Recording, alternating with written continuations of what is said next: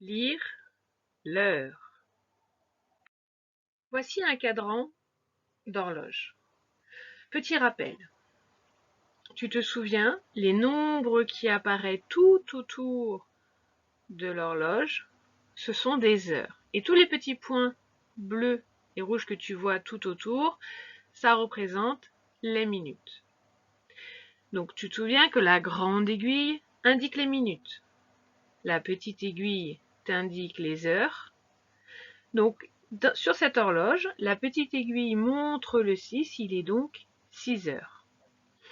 Et la grande aiguille montre le 12, mais là, on ne lit surtout pas le nombre. On sait que quand la grande aiguille est sur le 12, c'est qu'il y a 0 minutes. Sur notre horloge, il est donc 6 heures.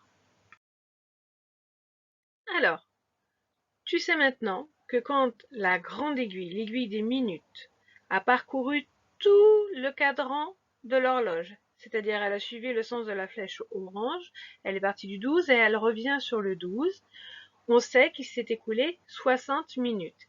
Et dorénavant, tu sais que 60 minutes est égal à 1 heure. Quelle heure est-il sur cette horloge? Donc la petite aiguille pointe le 8 et la grande aiguille est sur le 12. Donc il est 8 heures et 0 minutes. Il est donc 8 heures. Avançons notre aiguille des minutes de 5 en 5 pour aller plus vite. Donc 8 heures, 8h05, 8h10, 8h15, 8h20, 8h25.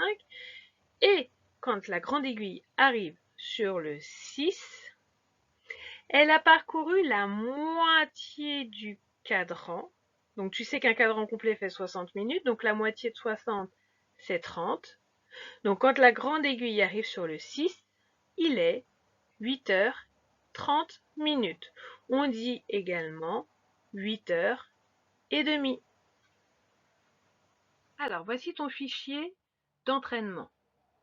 Comme la dernière fois, tu mettras la vidéo en pause, ce qui te laissera le temps de réfléchir aux réponses. Tu dois juste lire l'heure qui est indiquée sur ces horloges.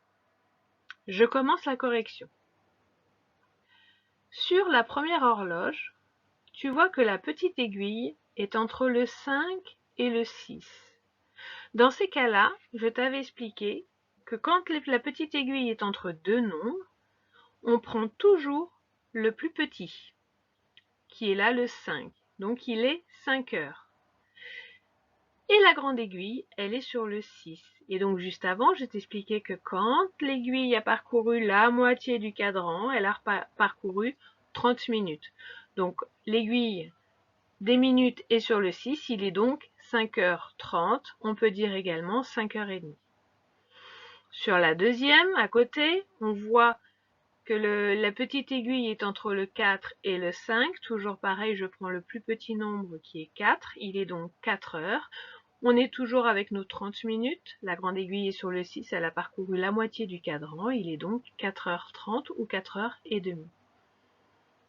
La troisième horloge, il est 2h30. La ligne en dessous, 10h30. 1h30. 9h30. Et la dernière ligne, 3h30, 8h30.